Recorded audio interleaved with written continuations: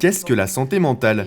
Une notion abstraite pour beaucoup d'entre nous, plusieurs définitions existent et aujourd'hui, Lise de Mailly, professeure émérite à l'Université de Lille 1, nous expose son point de vue sociologique. Alors c'est une question difficile parce que le mot a plusieurs sens. Il est d'abord employé pour désigner la bonne santé mentale. Par exemple, on dit préserver la santé mentale d'un enfant. Et il est employé dans un sens différent. Quand on dit par exemple centre de santé mentale ou établissement public de santé mentale, dans ce cas-là, c'est quasiment un équivalent de psychiatrie. Donc il parle du soin.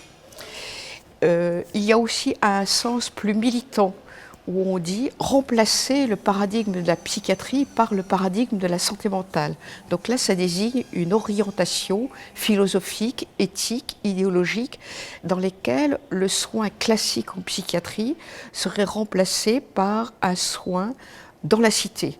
Un soin qui ne serait pas dans les institutions psychiatriques, mais qui serait dans la cité, dans les lieux de vie de la personne en souffrance, avec l'aide de réseaux et de partenariats.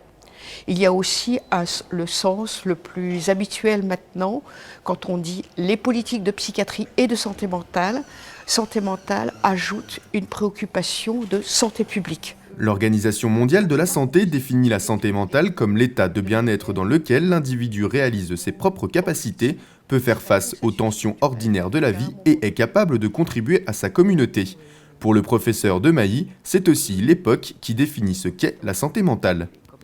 La question des pathologies est une question qui, du point de vue du sociologue, est très relative à la période historique dans laquelle nous vivons.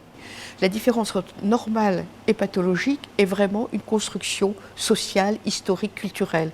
D'une civilisation à l'autre, d'une époque historique à l'autre, on ne définira pas le trouble, ce que j'avais appelé l'étrangeté d'âme, on ne le définira pas de la même façon.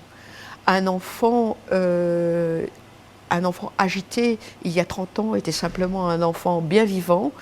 Et aujourd'hui, c'est un enfant qui est étiqueté comme ayant un trouble de l'hyperactivité avec déficit de l'attention. Un enfant peut être atteint d'un trouble de la santé mentale, mais outre le pathologique pur, ces problèmes peuvent être liés à l'environnement où celui-ci va évoluer, ses liens avec ses parents et leur santé mentale notamment. Il faut être conscient que le trouble, aussi bien pour les enfants que pour les adultes, a une triple origine biologique, psychologique et sociale. Et il faut toujours garder en tête ces trois points de vue. Le trouble peut être d'origine génétique ou lié à la chimie du cerveau. Il peut être psychique, c'est-à-dire lié à l'histoire relationnelle de l'individu. Et il peut être social, c'est-à-dire lié à ses conditions de vie, de travail, d'existence, à l'absence de logement, à l'absence de travail satisfaisant, par exemple. Toutes les actions de protection de l'enfance, de surveillance de la périnatalité, est-ce que ça se passe bien entre la mère et l'enfant à la maternité, toutes ces actions-là jouent un rôle pour protéger la santé mentale des enfants. Une réaction ? Un témoignage ? Commentez ce reportage sur dijonsanté.fr.